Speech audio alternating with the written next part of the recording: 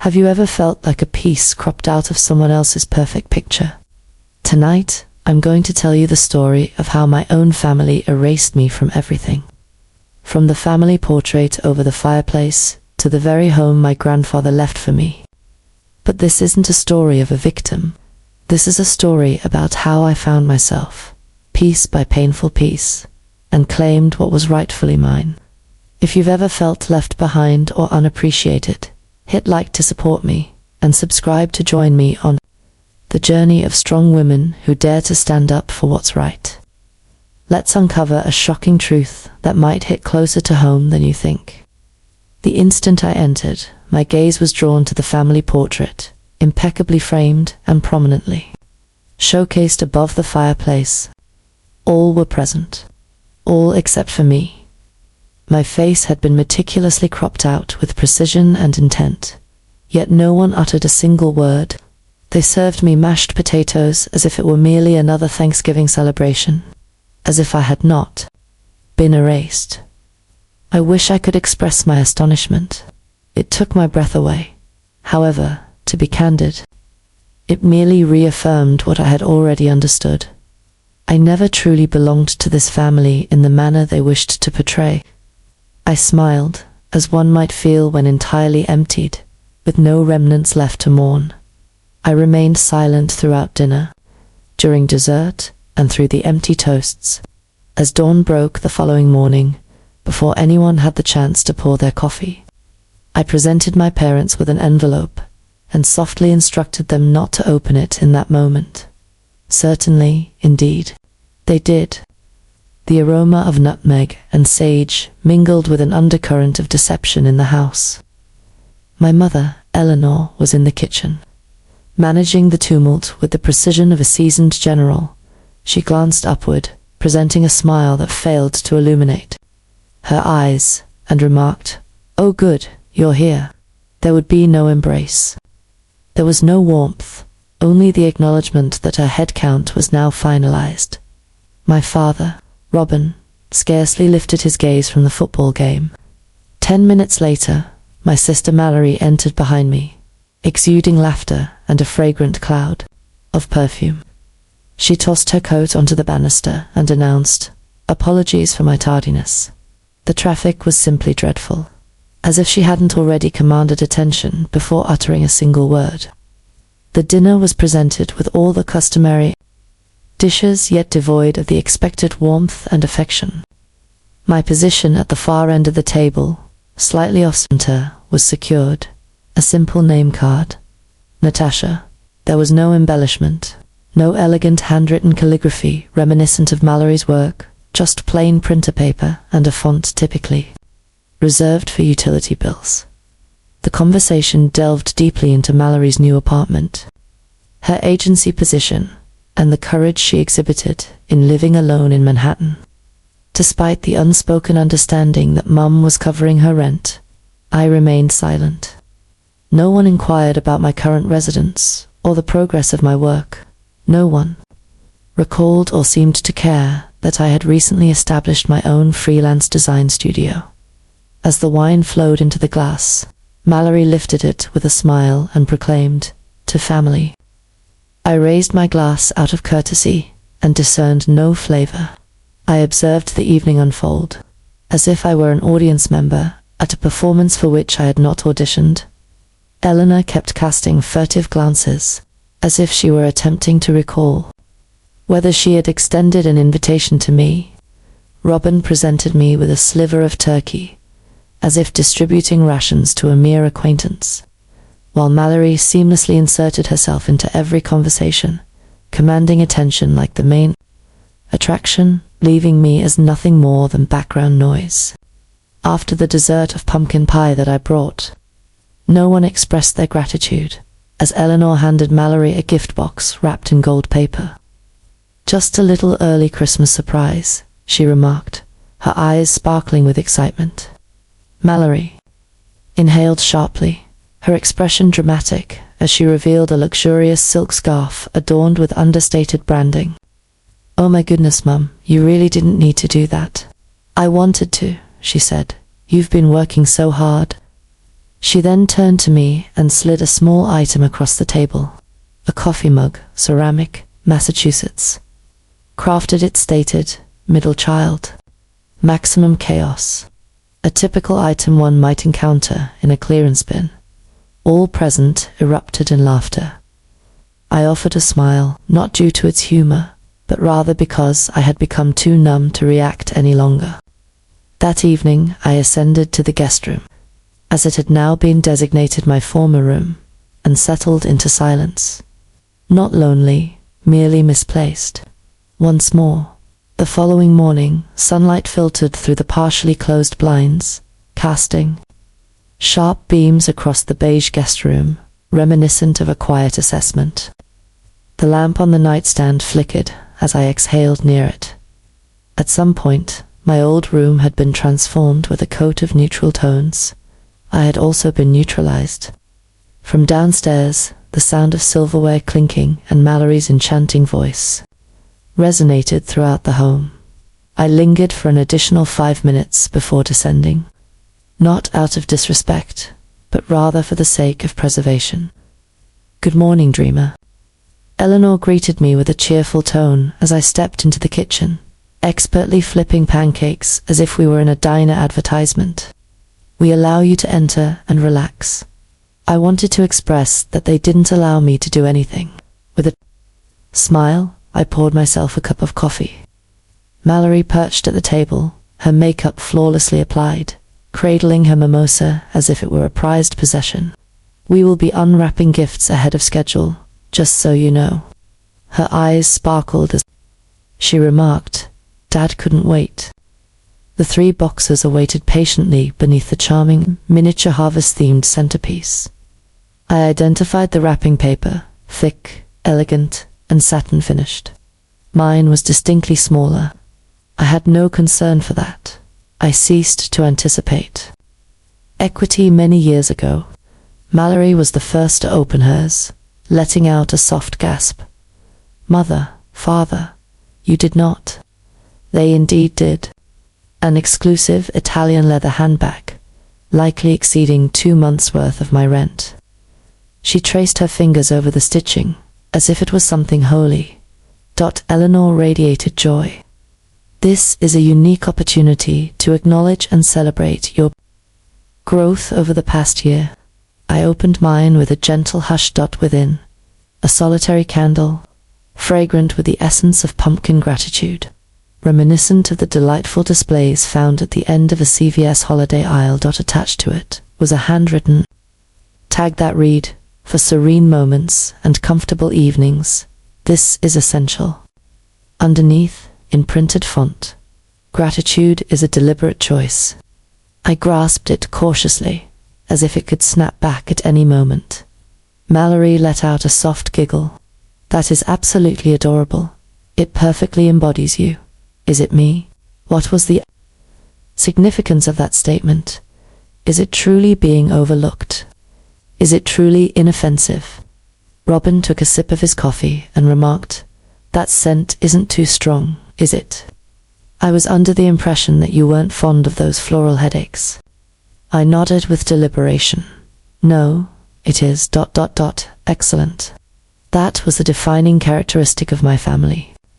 They had perfected the craft of inflicting emotional wounds while wearing a smile. No actions were overtly malicious. There was nothing overtly identifiable as wrong. It was all rather nuanced, compact, subtle, and treacherous. Then, one day, you awoke to the realization that you had been gradually disappearing from the picture for years. As I cleared the plates, I noticed Mallory stealing another glance at the photograph above the fireplace. Her gaze held for a moment before she averted her eyes. I pondered whether she had realized my absence, or perhaps she was simply appreciating how well her hair complemented it. That evening, I carefully returned the envelope to my bag. I contemplated presenting it to them immediately following the exchange of gifts, but neither were they prepared. They required an additional night to savor the enchantment. Tomorrow, the frame is set to fracture. That night, I found myself lying awake, my gaze fixed on the ceiling fan, which turned and languid in different circles, as if time itself had grown weary of my existence. I reflected on all the moments they overlooked, similar to my 10th birthday. I invited 6 classmates and dedicated the morning to frosting cupcakes by hand. Eleanor miscalculated the date for the pizza order, and by the time she realized her mistake, the shop had already closed its doors. We enjoyed cheese slices atop crackers and sipped warm lemonade. With Mallory's piano recital scheduled for the following day, the gathering concluded early. They assured us that they would compensate for it next year. They did not. During my senior year, I had the honor of being named valedictorian. A letter was sent home by the school, yet it went unmentioned during dinner. On the day of graduation, they arrived after the ceremony had commenced and departed before it concluded. Mallory received a call back for a modeling opportunity in the city. The flowers presented to me were wilted and marked down by 50%. Next came the college experience. I had been accepted into Northwestern University, the school of my dreams. I recall printing the acceptance email, dashing into the kitchen, my grin so wide it felt as though my chest might explode with joy. "We're proud of you," Eleanor said, before promptly inquiring if I could postpone a year to assist Mallory in settling into her new apartment. I postponed my decision. I secured a part-time position at a bookstore. I financed my education independently, enduring late nights, relying on instant ramen, and dedicating long hours between classes. They did not make a visit, not a single time. Upon hosting my inaugural art gallery showing, I reached out to the family group chat via email. There was no response. Upon securing a one-line role in a shampoo commercial, Mallory celebrated with a party featuring balloons, a custom cake, and a photo booth. Robin referred to her as our emerging talent. I took on the role of the photographer, managing everyone's coats in the process. Last year, when I discreetly initiated my own business, I shared the announcement with Eleanor. She kept it on, a vibrant red. A week later, she shared her pride in Mallory for pursuing her passion with unwavering courage. The caption included emojis. Mine certainly did not. However, the aspect that hurt the most was not their disregard. It was the extent to which it became normalized. The evolution of silence into a standard practice. I came to the realization that I needed to refrain from sharing my victories, as witnessing them being overlooked in real time was disheartening.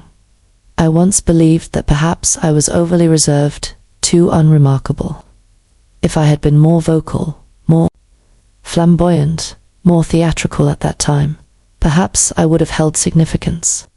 Perhaps I ought to have considered joining a sorority, engaging in tennis, or even dyeing my hair blonde like Mallory. However, that was a contest I was never destined to triumph in. I found myself consistently engaging with a game governed by someone else's rules, never having the opportunity to pen my own. Consequently, I focused on becoming resourceful, easygoing, and straightforward.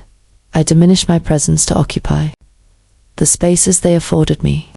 However, diminishing oneself does not cultivate affection. It simply facilitates the process for individuals to overlook your presence entirely. They had expertly prettied, matted, and cropped with meticulous precision. It began with a straightforward notion, a formal job application. I required proof of residency for a design contract. It was merely a formality. On a quiet Tuesday, I visited the local municipal records office, anticipating a swift visit that would last no more than 10 minutes. Ultimately, I departed with an unshakable question lingering in my mind, while the clerk rummaged through the files. A quizzical expression crossed her face. She tapped the screen and remarked, "You remain listed as the primary on the Briarwood property." I blinked. "I apologize, but could you clarify which property you are referring to?" She adjusted the angle of the monitor. Briarwood Lane. The old house of my grandfather Arthur. The one my family sold years ago. Or so I believed. I had not entered it since I was 16 years old. I nodded deliberately, making an effort to mask the disorientation that enveloped me. May I please obtain a copy of that? It was 2 days later when I finally held it in my hands. The property remained unsold. The transfer had been completed, silently by means of a trust, as stipulated in Arthur's will. For my consideration, I am known by my name, my title, the legacy I have received. However, I had not been informed. I was informed that Arthur had left behind a few keepsakes, perhaps a savings bond or two, but nothing of significant value. Mallory received his cufflinks and the watch. I received an impression that he was proud of you. It appears that what he truly bequeathed to me was the house, a residence I had lost the means to reclaim, a residence that had transformed into a source of income for another individual. Herein lies the twist. Robin and Eleanor had been leasing it for many years, undertaking renovations, gathering funds, all the while feigning its absence from the family. The more I uncovered, the more disturbing the revelations became. Property taxes submitted in their name, utilizing forged authorization, maintenance, receipts charged to accounts I never approved, tenant leases with my name completely erased. Each document I discovered seemed to fit seamlessly into the larger puzzle. They had not merely overlooked my presence, they had also erased my existence in a legal sense. Initially, I felt an overwhelming urge to scream, reach out to them, seek clarity. Yet an unseen force held me back. Perhaps it was the burden of countless years spent in silence. Perhaps it was a sense of clarity. Perhaps, for the first time, I found myself not reacting, but observing. What I observed was as follows. They felt at ease, excessively at ease. They assumed I would remain silent. I would continue to be the accommodating daughter, the individual who pardons and moves on, a figure that diminishes yet beams with joy. The only sound was the soft crackle from the fireplace fitting. Really, for how fast the illusion was burning down. Robin blinked too much, a nervous tic he never admitted to. Eleanor's fingers kept rereading the same paragraph like she could. Will it to change? Her mouth opened twice, closed twice, still no words. Mallory sat straighter, eyes narrowing. Wait, what is this? Not because I wasn't shaking inside, I was, but because I'd already grieved the loss of this family years ago. This wasn't confrontation. This was clarity. It's a copy of Grandfather Arthur's will, I said, looking directly at Eleanor. Her eyes snapped to mine. I've seen his will. We handled the estate. You were told he didn't leave much. No, I said gently. You handled the version. You showed me. The edited one, Robin grunted. This is ridiculous. I pulled the chair out and sat down. Actually, what's ridiculous is pretending for years that the Briarwood house didn't exist anymore, that it was sold when in fact it was left to me. Sole beneficiary. Full title. Mallory scoffed. Wait, that house? The one we used for my engagement shoot. I turned to her. Yes, the one you staged with pumpkins and fairy lights. The one you posted on Instagram with the caption, "Home is a feeling." Yeah, that house. Mallory opened her mouth to argue, but nothing came out. Eleanor finally said something, but not what I expected. Sweetheart, this isn't what it looks like. I laughed under my breath. That's funny. Because it looks like you used my name, my inheritance, and my silence to fund your lifestyle. It's not like that, she said too quickly. It's complicated. No, I replied, voice steady. The will is very clear. That house is mine, and every Rent check you've cashed. Every renovation you approved. Every tenant agreement you signed was illegal. Robin's face hardened. You have no idea what that house meant to this family. We needed the income. You were off doing your little projects. You never needed the responsibility. No, I said, leaning forward. I was excluded from responsibility. Conveniently, repeatedly, systematically. You made sure of it, then justified it by calling me independent. Mallory crossed her arms. This doesn't make you better than us. No, I said, it makes me not beneath you anymore. The air shifted again, heavier now, denser. Eleanor's voice dropped to a whimper. But we depended on that money. We built our lives around it. I tilted my head. Then maybe you shouldn't have stolen it. Robin slammed his palm on the table. If you walk out now, don't bother coming back.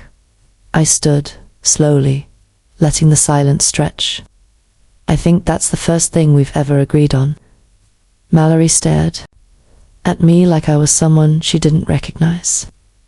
Maybe I was Dot. Maybe for the first time, I wasn't the background character, not the seat filler, not the afterthought. I was the main act. And I wasn't even raising my voice. I filed the ownership transfer, I added, effective immediately. Rent goes to me now. Your access to the house is revoked. Any attempt to enter will be considered trespassing. Robin's jaw tightened. You wouldn't dare. Try me. Eleanor's face crumbled. Natasha, please. No, I said softly. You don't get to cry about losing something that was never yours. She reached for me, but I stepped back. You cropped me out of the family photo, I said. But you forgot one thing. I still exist. And now I have proof. I walked to the door and grabbed my coat. Wait, Mallory called after me. So what? You just get to punish all of us. For what? Being a little selfish?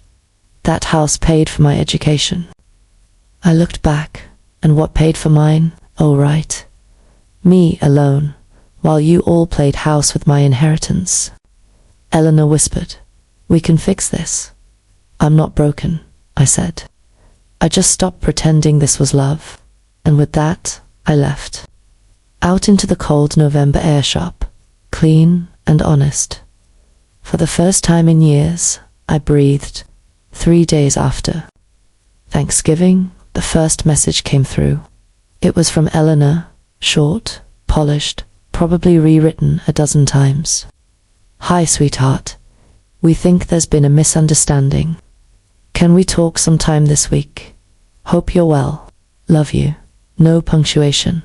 After love you. Just hanging like a coat on the wrong hook. I didn't respond. The next one came 2 days later. Please don't let this one thing ruin everything. Mallory is very upset. Dad's trying to stay calm, but you know how he gets when he feels blindsided. Blindsided. Not when he lied, not when he forged, not when he profited, but when he got caught. A voicemail followed. I didn't listen to it. Just stared at the notification for a second, then deleted it.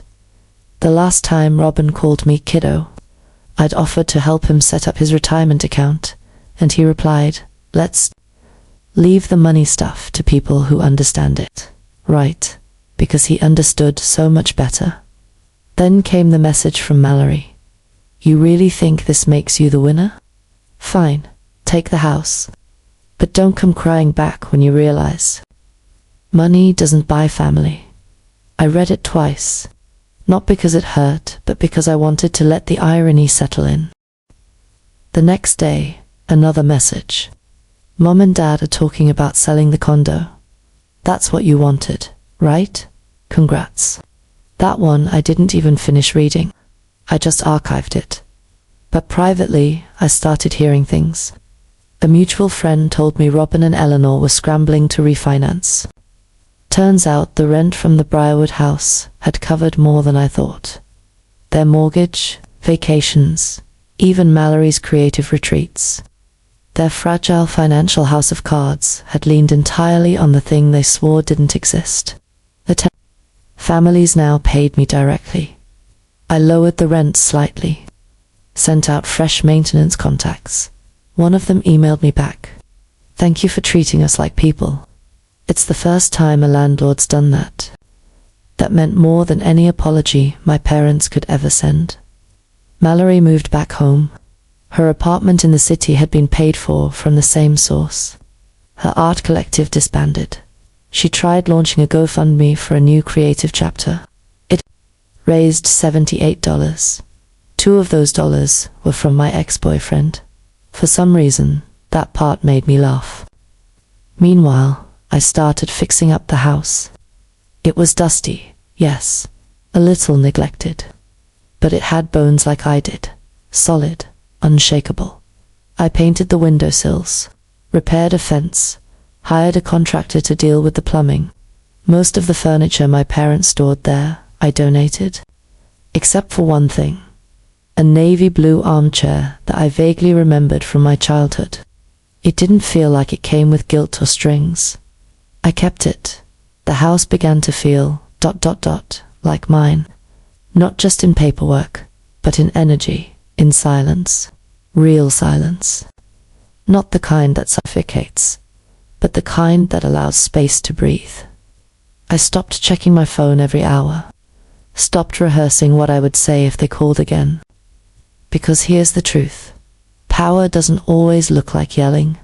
Sometimes it's a signature.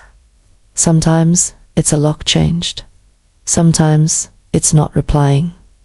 I didn't want revenge. I didn't need groveling. I just wanted peace. Ownership. A life I could recognize as my own. And now I had it. I planted herbs in the backyard. Basil, mint, rosemary. Little things that grew because I watered them. Because I cared. No one handed me this house with a ribbon, but it was mine, and I made it bloom anyway. Spring came quietly. No dramatic music, no grand finale, just longer days, warmer light, and the sound of wind shifting through new leaves. For the first time in years, I didn't dread waking up. I still lived in the Briarwood house, not out of defiance, not to prove a point, but because it felt like mine, authentically, peacefully. The walls no longer echoed with memories I had to fight against. They were just walls now, mine to repaint, mine to choose what stays and what goes. I repainted the front steps, replaced the old brass mailbox with one I picked out myself, filled the windowsills with succulents and trailing ivy. Low maintenance, plants, survivors like me. Then, one morning, I did something I hadn't planned. I framed a photo. It wasn't flashy, just me, standing on the front porch in jeans and a sweatshirt, holding the keys to the house. My smile was quiet. No one else. In the frame, no one had to be cropped out. I placed it on the mantel, right where the old family portrait used to hang. Sometimes I still get messages, a forwarded chain email, a birthday card signed, "Love, Mom and Dad," with no return address, a cousin texting, "They miss you, you know," like missing me now erases. Years of choosing not to see me then. I don't reply, not because I'm bitter, but because I'm done translating silence into longing. Love, the kind that matters, doesn't need to be earned, it's given, freely, or it's not real, and what they gave me was always conditional. What I gave myself was everything else. There's no dramatic closure, no family reunion, no perfectly timed apology that ties everything in a bow. Just me, living, breathing, thriving without permission. I used to think healing meant reconciliation. Now I know. Healing is reclaiming the parts of yourself no one clapped for. The house, the garden, the photo on the mantel, none of it screams. None of it begs to be noticed. It just exists. Like I do now, whole, seen, enough.